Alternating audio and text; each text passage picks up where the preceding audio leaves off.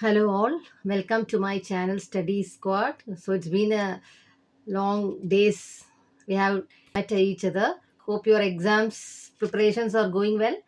So let's start our class today. So today my topic is proto industrialization, every stage of industrialization. Okay, so proto industrialization. So at first the industrialization started after the developing of factories, isn't it? So in Europe, before factories were developed, there were large scale production of goods to the international market.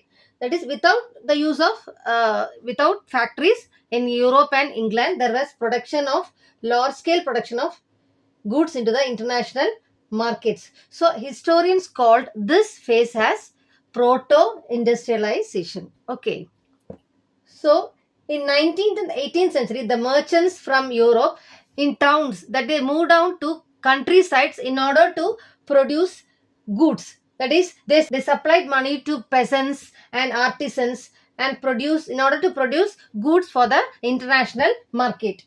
Expansion of trade and colonies. So as the trade expanded and colonies were found in place, that is the demand for urban crafts and trade guilds became powerful. Okay, so the associations of producers, that is the trade associations of producers, they made it to train the craft people, and they regulated and controlled the production price. Okay, into the export import, everything was controlled by this trade guilds. Okay, rulers also granted some monopoly to peoples to in order to have right to production. And also this merchants, so what happened, these merchants were forced to move from the towns to the countrysides. Okay, so that is, in countryside, what happened, the poor peasants who worked, they worked for this merchants because they mainly depended on the common lands for their survival. Okay, gathering their forest products and all.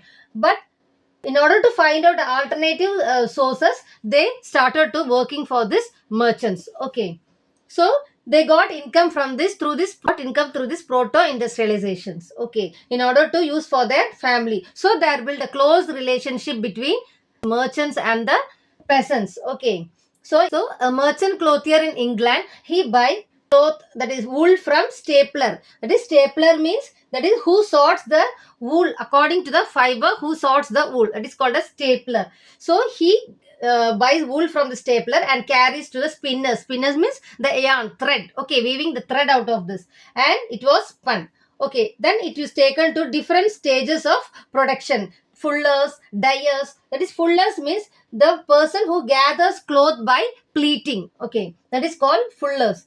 Dyers means that is coloring the cloth. And this finished goods are from England are sold to the international markets. So each merchants give work to 20 to 25 peasants. Okay. So next is the coming up of factory. After coming factory, that is, in the early factories came in England in the year 1730. In the 18th century, this was multiplied. More factories came out. That is, the first symbol of new era was the cotton. The cotton was the first came fiber. And in 19th century, that is in 19th century, in 1716, British imported 2.5 million pounds of raw cotton. That was increased in 1787, that is 22 million pound cotton, raw cotton. Okay, so Richard Arkwright, he created cotton mill. All the process were done in the mill itself. Okay, at first it was done in the countrysides, in the household, in the village households. But as the cotton mill came, what happened, all the process was done in one roof, under one roof. So from this, careful supervisions can be done in the production process, in the quality, its labor. Okay, so power of technology in 19th century marked the intimate part of the English landscape. That's so hope you all understood the topic today. So we'll meet in the next class. So please like, share and subscribe my channel, and also give a comment. Thank you.